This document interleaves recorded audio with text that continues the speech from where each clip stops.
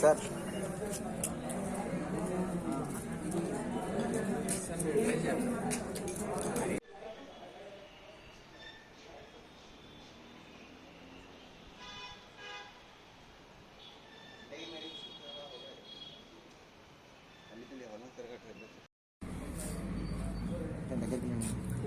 అదే అనుకుంటా కొంచెం పైకి తీసుకోండి సార్. డాక్టర్ పడతాయి స్టాండ్ ఉంటే మనకు మొబైల్ కదలేదు సార్. ఆ స్టాండ్ ఇట్లా ఉంటుంది కదా, అది బేస్ ఇట్లా పెట్టవచ్చు కదా మనం కొంచెం హోమ్కి. మన చేతులు సార్ ఓపెన్ చేస్తుంది అంటే ఇది ఇది చూడండి కనిపించి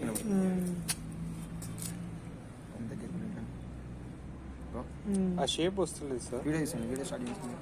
స్టార్ట్ కనబడతాం సార్. ఇక్కడ కనబడతాం సార్. ఒక్క నిమిషం, నేను దానికి ఎంటర్లో చేస్తాను. వీడియో అయితే వచ్చింది సార్ మనకు.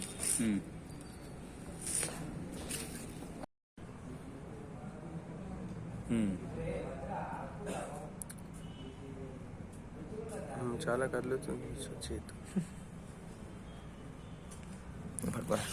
నాసా మొన్న ఇచ్చిన రిలీజ్లో వారు ఇచ్చిన వివరంలో ఏం చేశారంటే, ఇలా ఈ యొక్క ఖగోళ సంఘటన ఎందుకు జరుగుతుంది, ఎలా జరుగుతుంది, ఎన్ని సంవత్సరాల తర్వాత జరుగుతుంది, ప్రజలు దీన్ని ఎలా చూడాలి అని వారు ఎన్నో అంశాలు చెప్తూ పాపులర్గా ప్రజానీకం దీన్ని వాడక భాషలో క్రిస్మస్ స్టార్గా కూడా పిలుస్తున్నారు అని వారంలో పేర్కొనడం జరిగిందండి.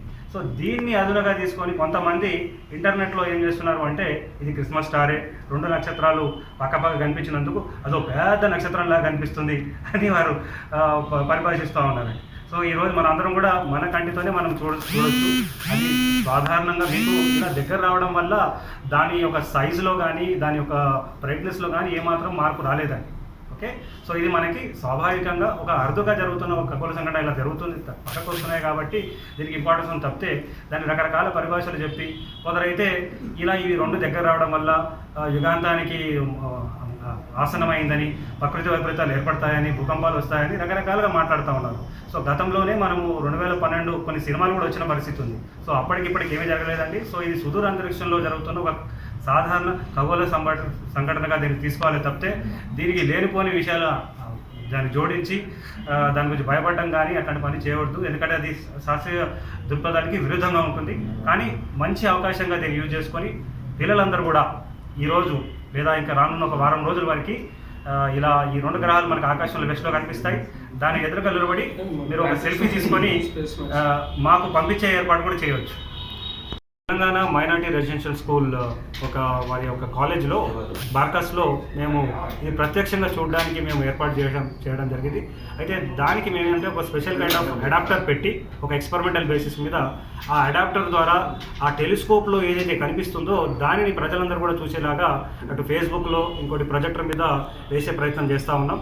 సో సక్సెస్ఫుల్గా అవుతుందో లేదో తెలియదు, బట్ డెఫినెట్గా టెలిస్కోప్ నుంచి ఎలా కనిపిస్తుందని ఒక వ్యూని కూడా ఇచ్చే ప్రయత్నం మేము చేస్తూ ఉన్నాం. ఏదేమైనప్పటికీ టెలిస్కోప్స్ సహాయం లేకుండా, బైనాక్యులర్ సహాయం లేకుండానే గ్రహాలని గుర్తించవచ్చు. 3 గ్రహాలని ప్రజలందరూ కూడా ఏ సమయమైనా చూడొచ్చు అనే ఒక విషయం మాత్రం మీ అందరికీ చెప్పదలిచాం. ఎప్పుడో 350 సంవత్సరాల క్రితం అప్పుడు ఈ టెక్నాలజీ లేదు. అప్పుడు కంజంక్షన్ ఏదైతే ఉందో జూపిటర్ అండ్ సాటర్న్, దాని గురించి స్టడీస్ కూడా లేకపోవచ్చు. కానీ ఈరోజు టెక్నాలజీ పెరిగింది, అబ్జర్వేషన్ పెరిగింది. తప్పకుండా ఈరోజు జరిగే ఈ వింతని మేము అబ్జర్వ్ చేయక తప్పదు ఆల్ ఓవర్ వరల్డ్లో.